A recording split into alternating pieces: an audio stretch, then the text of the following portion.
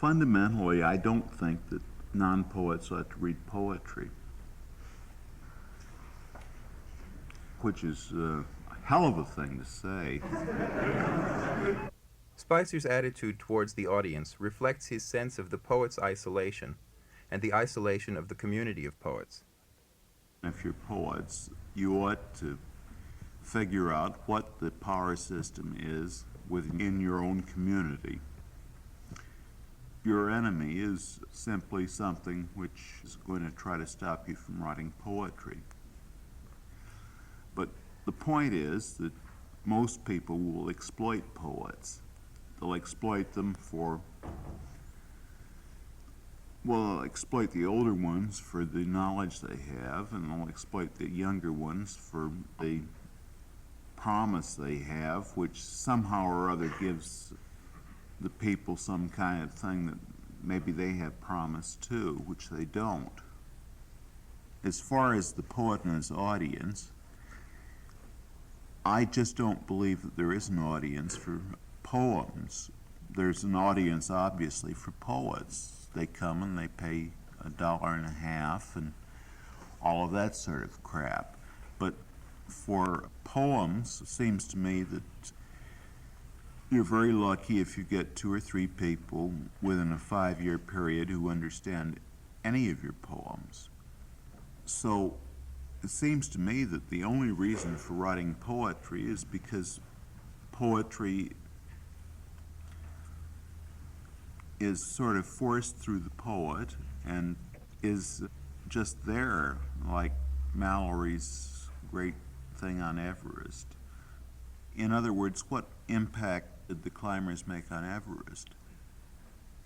The successful ones, not Mallory and Irvine who died. What I'm trying to say is that I don't really think that a poet can have any effect whatsoever on society. I think poetry's been futile to humanity all the time. It's not been futile to poets because they get messages from the poems, but as far as humanity, just the great, how many 100 billions are there now on Earth? How many people do you think even think about poetry? I don't know what a non-poet can get out of poetry. I've never been able to figure it out. There's obviously something, because some of them actually have said intelligent things about my poetry and other people's poetry, and so I know they do. But at the same time, I think poets are at the center on not just poetry, but, well, community is a good word. If you could make your own community, which you can't, and there's no question about that, but if you could, that would be ideal. And the audience then, the people who are non-poets, who come in off the streets, that's fine. But fundamentally, I don't think that non-poets ought to read poetry, which is a hell of a thing to say. I do think poems are delivered when they're good from the outside. I think they give messages to the poet, to other poets, maybe to the audience, I don't know, the non-poets. I don't know, the question of the audience bothers me because the audience is, after all, people I know. I don't know what you do about that, but I just don't think it's worthwhile worrying about. A poet is offered to go into an anthology. The anthology is done by a good person, or at least you think he's a good person, something like that. The kind of association of your poetry with the other people's poetry makes an entire difference. You feel when you've been coupled with the other people, kind of like, well, you're a pimp. Now, magazines the same way. Sure, a poetry magazine will pay you, what, $100, something like that now for a poem? So what? I mean, it's not so what when you don't have $100, but in the long run, being associated with a thing which is a society in itself, a magazine is a society. I think Open Space proved that. You have to behave within the rules of the society, and if you don't, there's nothing else. In other words, what I mean is, if you publish in Poetry Magazine, it's great. You get paid money. You get people reading it all through the country, all of that sort of thing. But in the long run, if you're participating in one of these things, then you have to say, yeah, I read poetry myself. Poetry Magazine, that is. Which I don't, and wouldn't, because I don't believe in the society that it creates. A lot of you probably won't know what Open Space was. It was a magazine which went on for 1 year, and purposely just for 1 year, which simply had all the poets put poems in it, not at final stage, anything like that, but poems in it as they were writing. In other words, to encourage other poets to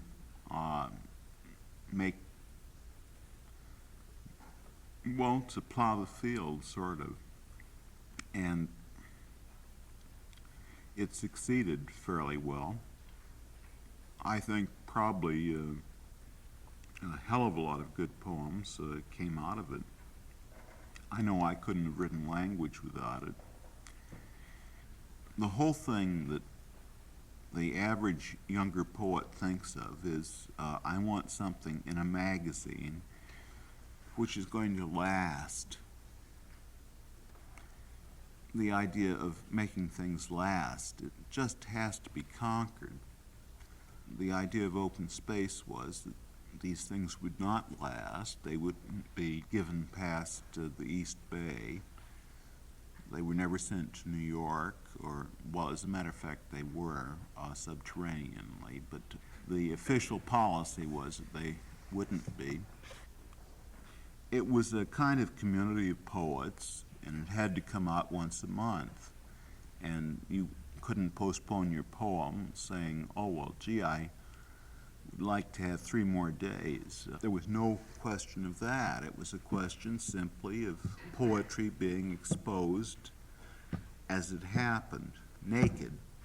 The point was that this was something where poets were not thinking of themselves as anything but poets. The society didn't matter. Obviously, if you're smart in society, you get your thing sent to New York. I mean, that's the reasonable thing. Then you get in anthologies and all of that sort of crap and everything else.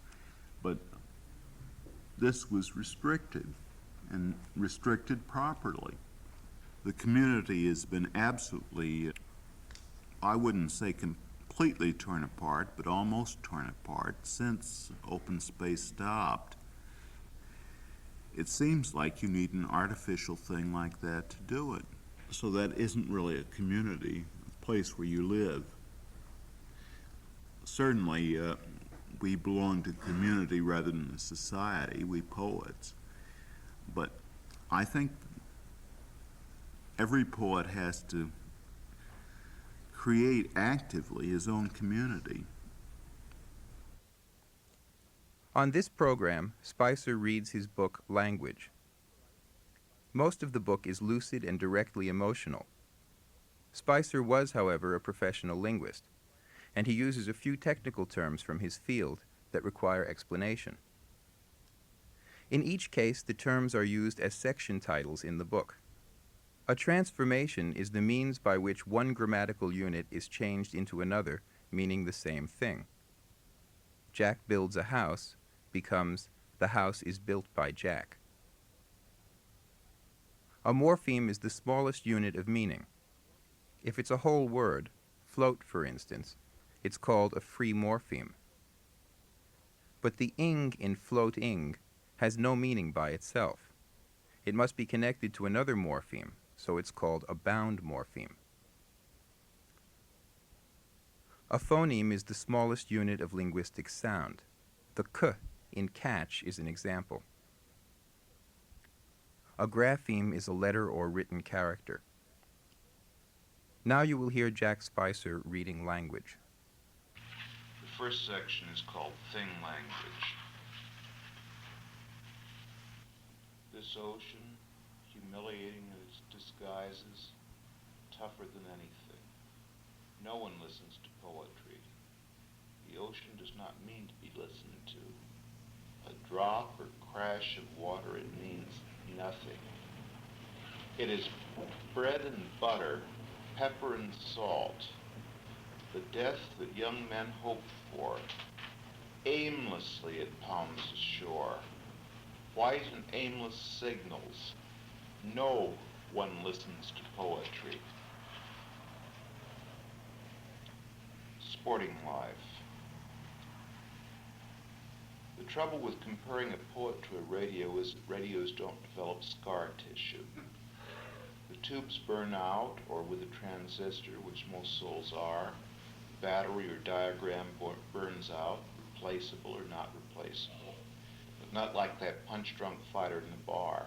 The poet takes too many messages.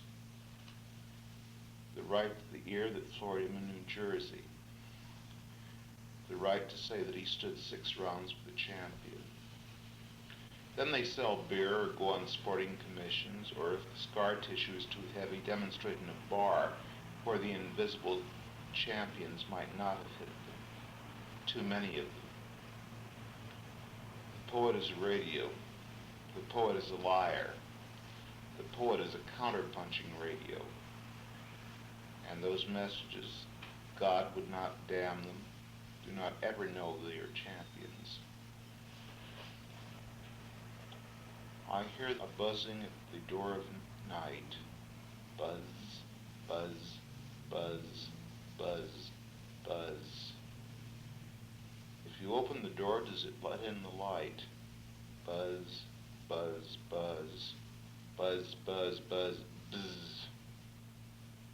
If the day appears like a yellow raft, meow, meow, meow, meow.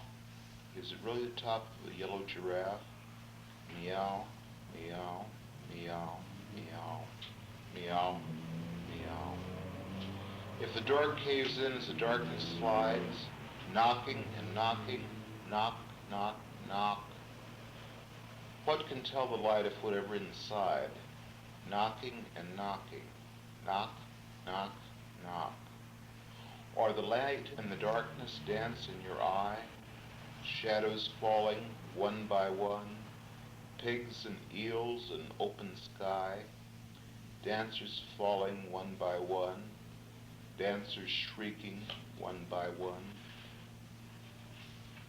Baseball predictions, April 1st, 1964. National League. 1, Philadelphia. 2, Los Angeles. 3, Houston. 4, San Francisco. 5, Milwaukee. 6, St. Louis. 7, Cincinnati. 8, Pittsburgh. 9, Chicago. 10, New York. American League. President de Gaulle will be assassinated by a communist named John Foster Oswald before the Yankees clinch the pennant. The log in the fire asks a lot, when it is lighted or not. Timber comes from seas mainly, sometimes burns greenly. When it is lighted, the knot burns like a joke with the color of smoke. Save us with birthdays whatever is in the fire or not in the fire, immortal, we cannot be a chimney tree or give grace to what's merely fatal. Finally, the messages penetrate. There is a corpse of an image. They penetrate the corpse of a radio. Cocteau used a car radio on account of no speed limit. In any case, the messages penetrate the radio and render it and the radio ultimately useless. Prayer is exactly that. The kneeling radio down to the tomb of some saint, uselessness sung and danced, the radio dead but alive, it can connect things into sound. Their prayer is only connection. Heroes eat soup like anyone else. Sometimes the kitchen is so far away that there is no soup, no kitchen, an open space of ground recovered by the sky. Heroes eat soup like anyone else. False ground. Soup of the evening. Beautiful soup. And the sky stays there, not an image, but the heroes, like an image of an image. What is made soup from? Zooms. Smoke signals, like in the Eskimo village on the coast where the earthquake hit. Bang, snap, crack. They will never know what hit them. On the coast of Alaska, they expect everybody to be insane. This is a poem about the death of John F. Kennedy. A redwood forest is not invisible at night. The blackness covers it, but it covers the blackness. If they had turned Jefferson into a parking lot, death would have been eliminated and birth also. The lights shine 24 hours a day in a parking lot. True conservation is the effort of the artist and the private man to keep things true. The trees and the cliffs in Big Sur breathe in the dark. Jefferson knew the pain of their breath, and the pain was the death of the firstborn baby breathing. Death is not final, only parking lots. The worship of beauty, or beautiful things, take a long time getting used to. There is no past in beauty. The car going at 97.5 miles an hour, the time changes, you cross each border. Daffodils, ceremonies of spring, sprung, and it is August, another country. Take each past, combine it with its present. Death is a tooth among strangers. It comes May and the summers renew themselves, 39 of them, baseball season. Utter logic where a man is faced with a high curve. No telling what happens in this game, except one didn't strike out. One feels they fielded it badly at second base. Oceans of wildflowers. Utter logic of form and color. Thanatos, the death plant in the skull, grows wings and grows enormous. The herb of the whole system, systematically blocking out the anise weed and the trapdoor spider of the vacant lot. Worse than static or crabgrass. Thanatos, bone at the bottom. St. Francis, that botanist at Santa Rosa, bless me now, for I'm a plant and an animal, called him Brother Death. First SF Raynaud since, bounced tabby cat giants, newspapers left in my house. My house is Aquarius. I don't believe the water bearer has equal weights on his shoulder. Lions never do. We give equal space to everything in our lives. Ike, and prove that false and killing like you raise wildflowers witlessly? I cannot accord sympathy to those who do not recognize the human crisis. The country is not very well defined, whether they are bad people or real people. The seacoast of Bohemia, the invisible world. A man counts his fingers in these situations, whether there are 5 or 10 of them, or others as we might go sea bathing in a dream. The dream is not enough. We waking hear the call of the invisible world, not seen, hinted at only by some vorpals, some sea lions, some scrags, almost too big to get used to. Its dimensions amaze us. We're blind to whatever is rising and falling with us. I squint my eyes to cry. No tears, a burned salt mine. And then take 2 sniffles through my nose. That means emotion. Chaplain-esque, as the fellow says. We pantomime every action of our bodies. Do not wait on one sad hill for one sad turn. I've had it, principally because you're young. The metallurgical analysis of the stone that was my heart shows an alarming percentage of silicon. Silicon, as George would be the first to tell you, is not a metal. It is present in glass, glue, and since glue is made from horses, living substance. I love you. But as the iron clangs, the glass, the glue, the living substance, which God knows has been to so many glue factories as it can remember, muffles what the rest of the heart says. I see you cowering in the corner and the metal of my heart rings. Too personal. The glass and the glue in my heart reply. And they are living substance. You cannot take glass in a pie or fry glue in an omelet. If I speak with the tongue of men and angels, the sounding of brass in my heart says, love. Love poems.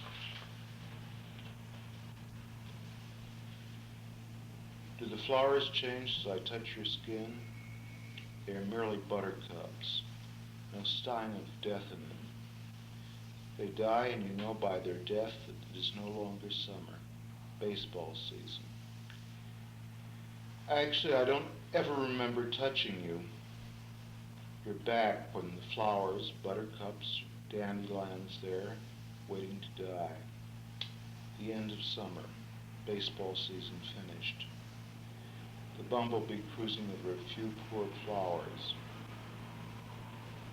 They had cut the ground from under us. The touch of your hands on my back. The Giants winning 93 games is as impossible in spirit as the grass we might walk on.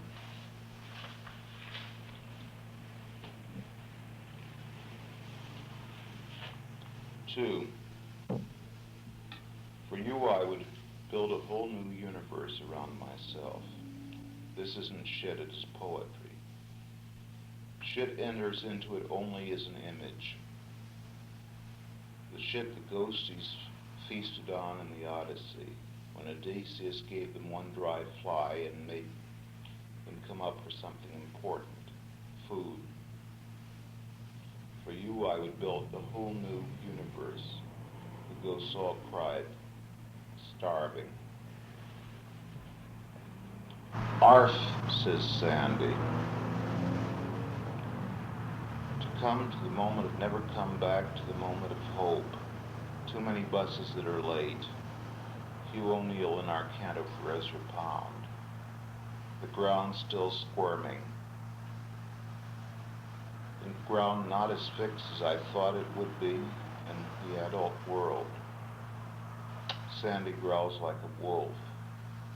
The space between him and his image is greater in the space between me and my image. Throw him a honey cake. Hell has been proved to be a series of image. Death is a dog, and little orphan Annie, my own Eurydice, going into hell so many times tears it, which explains poetry. 4. If you don't believe in God, don't quote him, Valerie once said when he was about ready to give up poetry. The purposeful suspension of disbelief has about as much chance as a snowball in hell. Lamias, maybe, or succubes, but they are about as real in California as night crawlers. Gods or stars or totems are not game animals. Snark hunting is not like discussing baseball. Against wisdom is such tired wisdom as the game hunters develop, shooting Zeus, Alpha Centauri, Wolf with the same toy gun. It is deadly hard to worship God, star, and totem, deadly easy to use them like worn-out condoms, spattered by your own gleeful, crass, and unworshipping wisdom. 5. Which explains poetry. Distance impossible to be measured or walked over. A band of faggots, Fosques, cannot be built into a log cabin which all Western civilization can cower and look at stars and books and other people's magic diligently. Distance, Einstein said, goes round in circles. This is the opposite of a party or a social gathering. It does not give much distance to go on. As in the beaches of California, it does not give me much to go on. The tidal swell, particle and wave and particle, distances.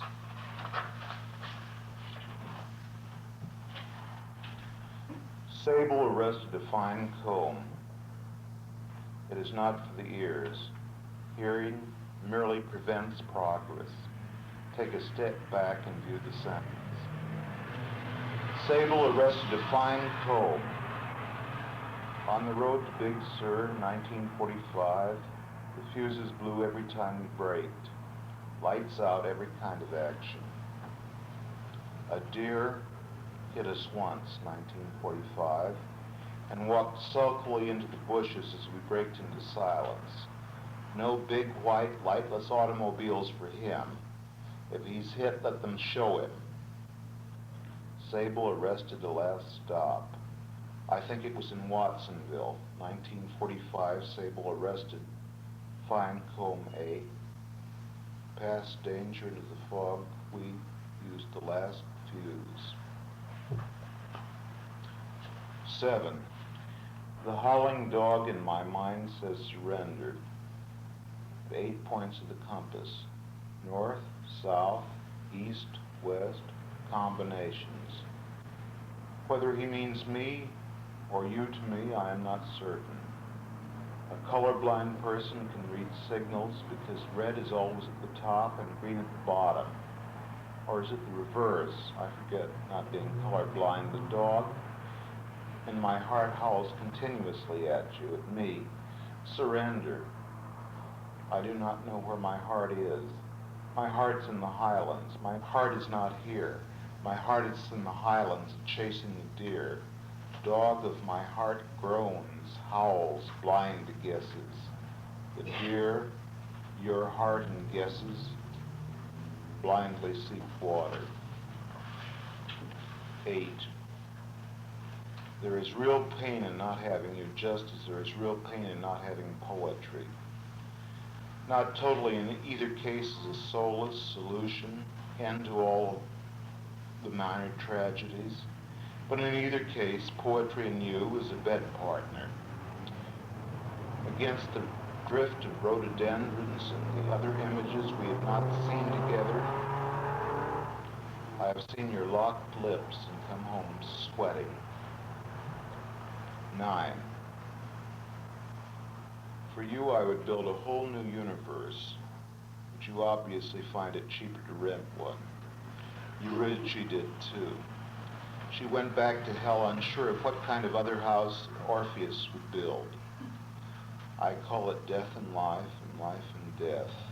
Shot in the back by an arrow, President Kennedy seemed to stiffen for a moment before he assumed his place in history. Arrows do that. I give you my imaginary hand, and you give me your imaginary hand, and we walk together in imagination over the earthly ground.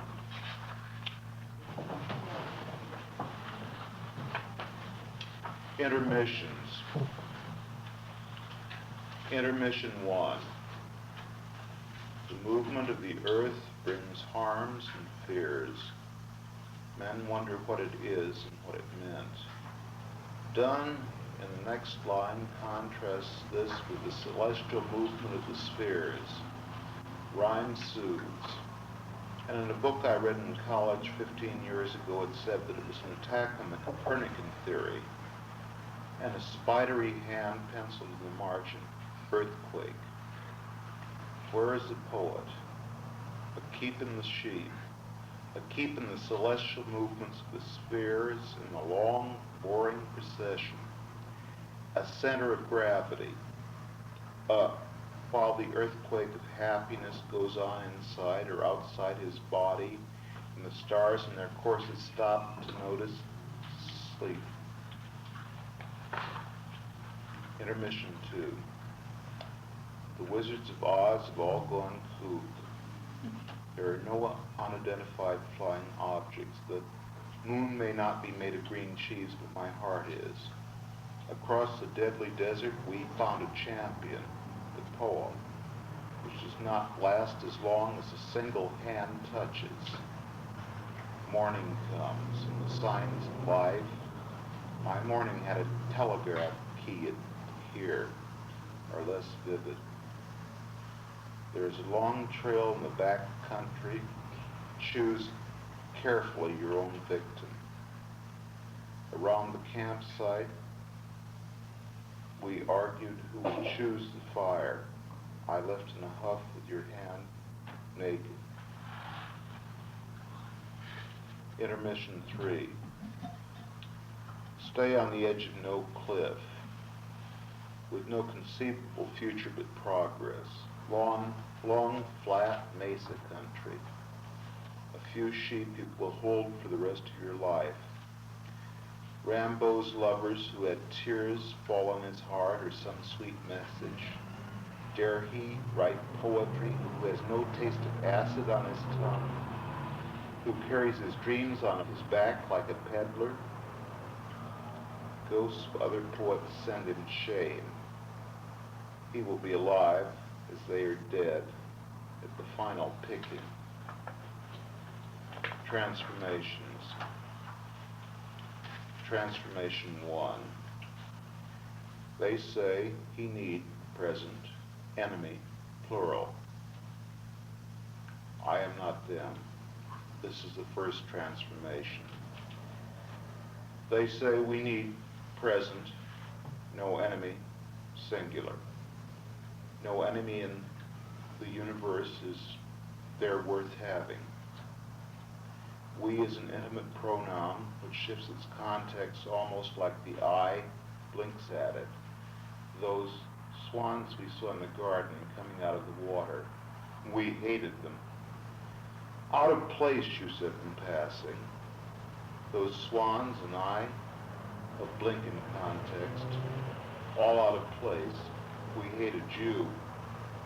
He need present, enemy, plural. And now it is the swans and me against you, everything out of place. And now another blink of the moment. The last swan back in place. We hated them. Transformations 2. In Scarlet Town where I was born, there was a fair maid dwelling. We make up a different language for poetry and for the heart, ungrammatical. It is not the name of the town changes. Scarlet becomes Charlotte, or even in Gold City, I once heard a good Western singer make it Tonopah. We don't have towns here. That sort of thing would please the Union astronauts. But the syntax changes. This is older than towns. Troy was a baby when the Greek sentence structure emerged. This was the real Trojan horse. The order changes. The Trojans, having no idea of true and false syntax, and not having a recorded language, never knew what hit them. Transformations 3. This is the melancholy Dane that built all the houses that lived in the lane, across from the house that Jack built. This is the maiden all forlorn, a crumpled cow with a crumpled horn, who lived in the house that Jack built. This is the crab god, shiny and bright, who sunned by day and wrote by night, and lived in the house that Jack built. This is the end of it, very dear friend. This is the end of us. Morphemics. 1. Morphemes in section. Lou, you and I know how love and death matter. Matter is wave and particle, twins of the same business. No excuse for them. Lou, Thanatos, and Agape have no business being there. What is needed is hill country, dry in August, dry grass leading to mountains you can climb onto, or stop. Morphemes in section, dead grass, the total excuse for love and death. 2. The faded blonde-out beauty, let my tongue cleave to the roof of my mouth if I forget you, Zion. There we wept. He gave me a turn, remembering his body. By the waters of Babylon, in a small boat, the prince of all that was to come, floating peacefully. Us exiles dancing on the banks of their fucking river. They asked us to sing a sad song. How, motherfuckers, can I sing a sad song when I remember Zion? Alone, like the stone they say Osiris was when he came up dancing. How can I sing my Lord's song in a strange land? 3. Moon, cantilever of syllables. If it were spelled M-U-N-E, it would not cause madness. Unworldly. Put your feet on the ground. Money doesn't grow on trees. Great knocker of the present shape of things. A tide goes past like wind. No normal growth like a tree. The moon stays there. And as there is our where. Where are you going, pretty maid? I'm growing milking, sir, she said. Our image shrinks to a morpheme, an ing word. Death is an image of syllables. 4. The loss of innocence, Andy. The morpheme sense is regular to the rule 2C, 2A, and 2B, sense and sense being more regular. The in with its geminated consonant is not the in which the Christ child was born. The root is nocere, and innocence, I guess, means not hurtful. Innocence. The beasts would talk with him. Alice in the woods with the fawn. While to Orpheus they would only listen. Innocuous comes from the same root. The trees of some dark forest where we wander amazed at the selves of ourselves, stumbling. Roots stay. You cannot lose your innocence, Andy. nor could Alice, nor could anyone given the right woods. Phonemics. No love deserves the death it has. An archipelago, rocks cropping out of oceans, seabirds shit on it, live out their lives on it, what was once a mountain. Or was it once a mountain? Did Lemuria, Atlantis, Mu ever exist except in the minds of old men fevered by the distance and the rocks they saw? Was it true? Can the ocean of time claim to own us now adrift over that land, in that land? If memory serves, there, that rock out there, is more to it. Wake up one warm morning, see the sea in the distance, Deferne, water, because mainly it is not land. A hot day too. The shreds of fog have already vaporized, have gone back where they came from. There may be a whale in this ocean, empty fragments like shards of pot found in some Mesopotamian expedition, found but not put together. The unstable universe has distance but not much else. No one's weather or room to breathe in.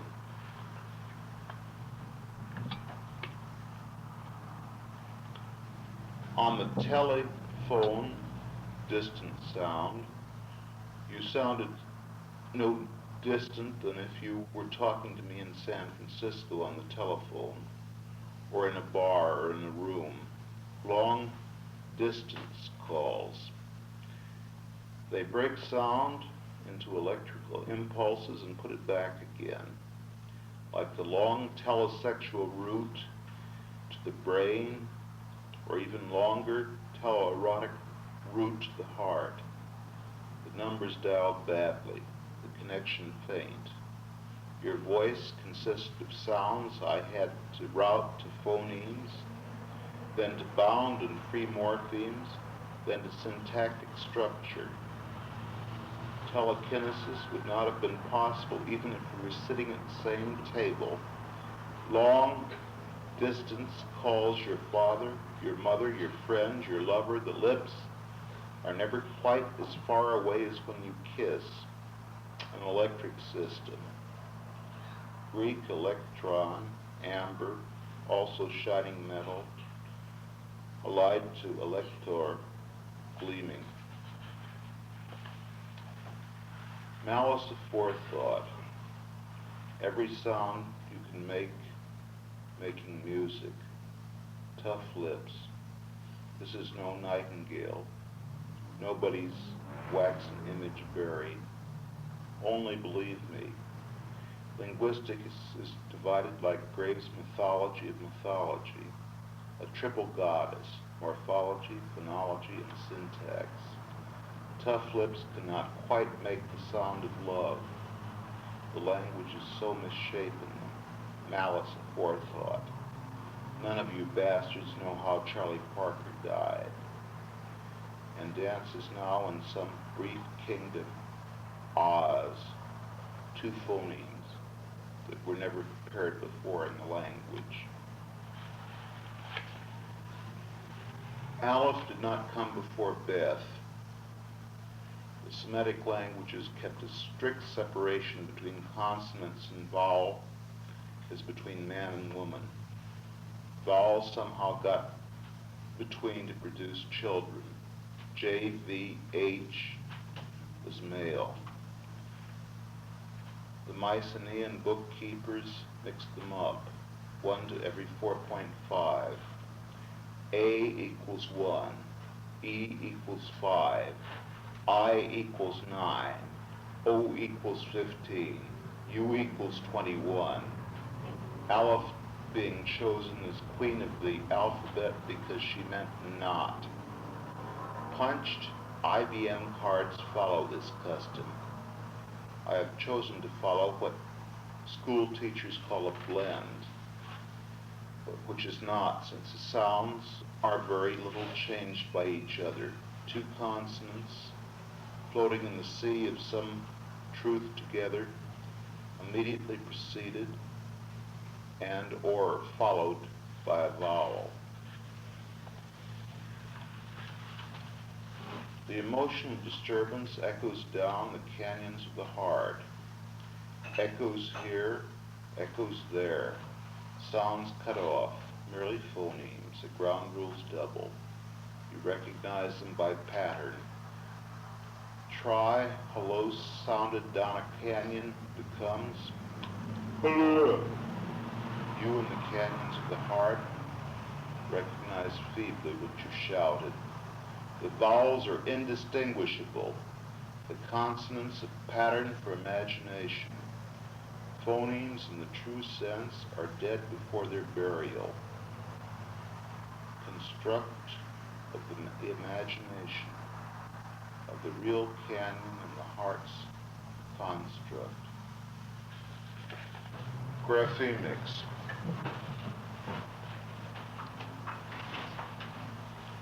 Like a scared rabbit running over and over again his tracks in the snow, we spent this Halloween together, 40 miles apart. The tracks are there, and the rabbit's feeling of death is there, and the children, no longer masquerading themselves as ghosts, but as businessmen, yell trick or treat, maybe even in Stinson.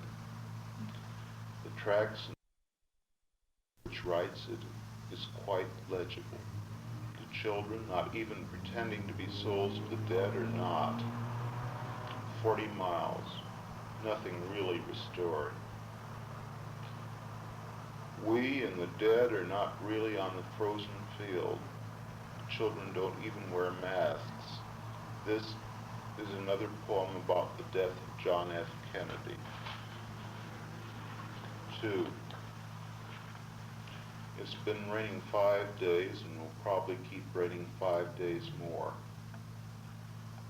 I get up in the morning, see the treacherous sun, and try to read the Indian signs on the pavement.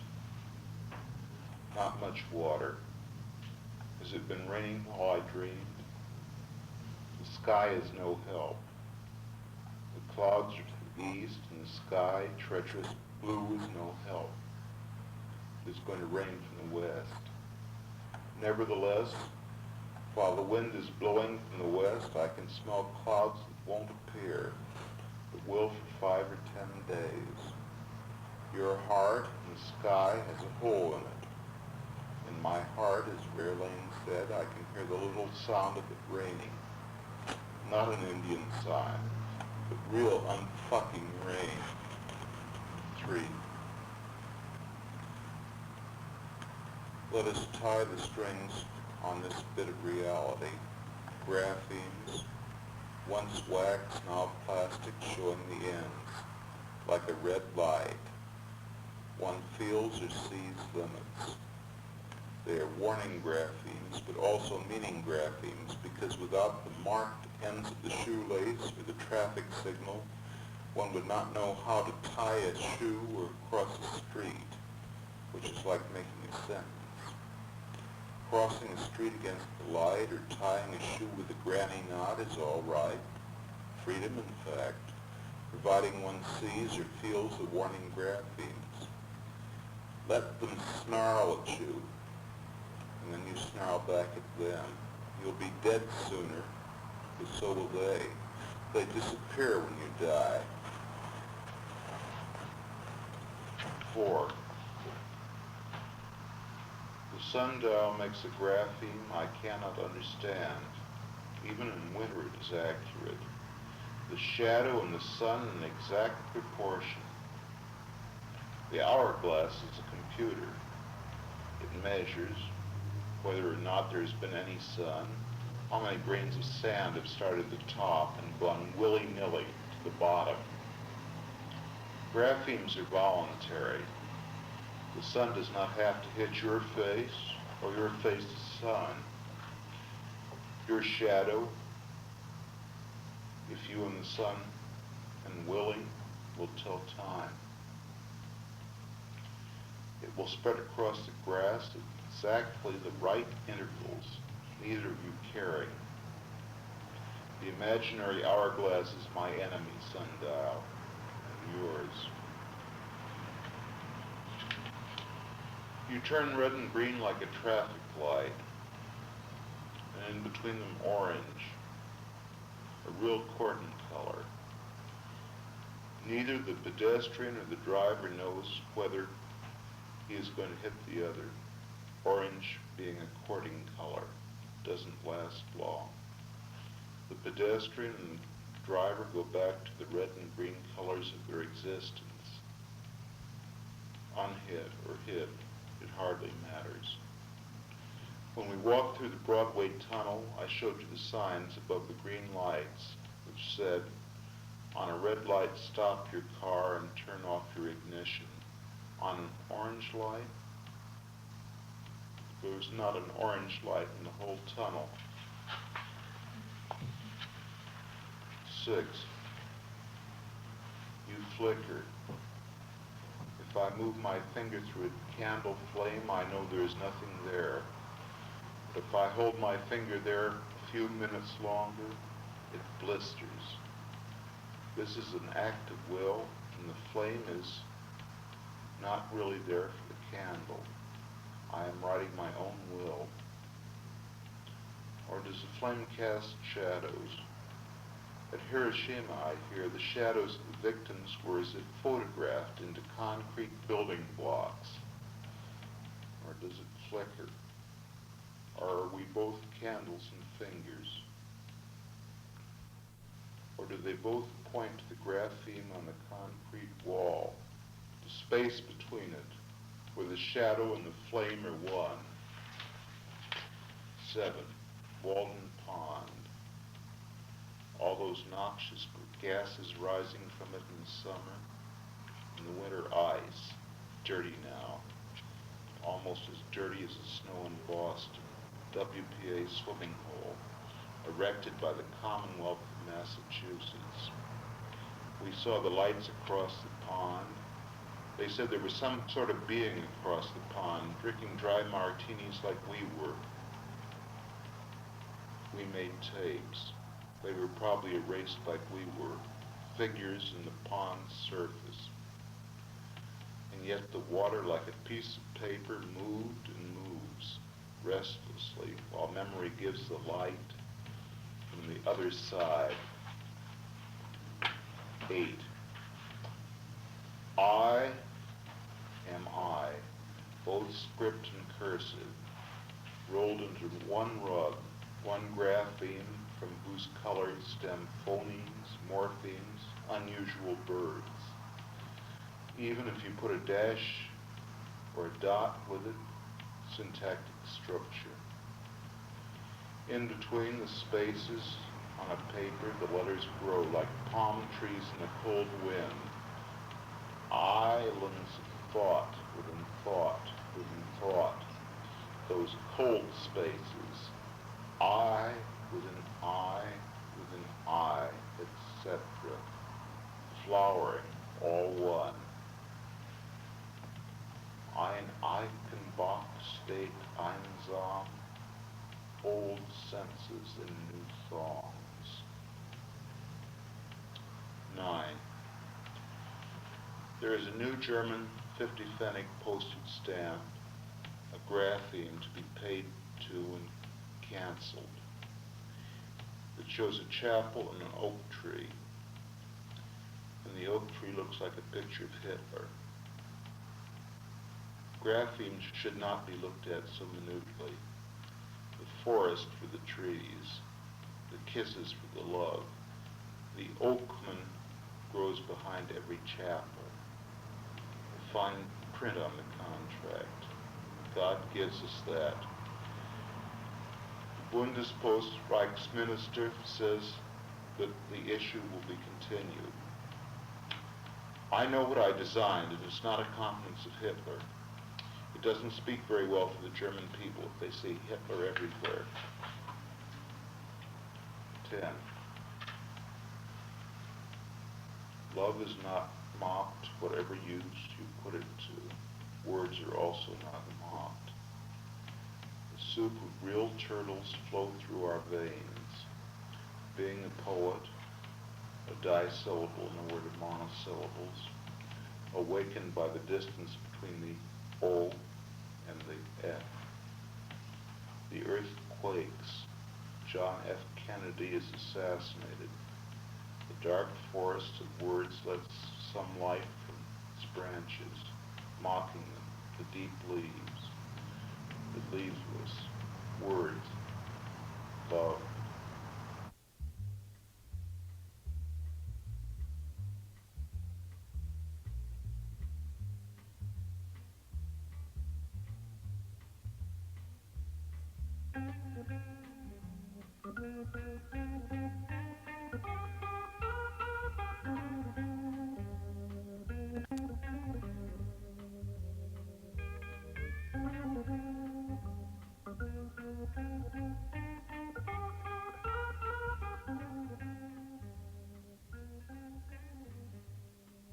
You have been listening to Jack Spicer reading and talking about his poetry. This program was produced and announced by Mark Weiss, assisted by Susan Howe. Thank you for listening.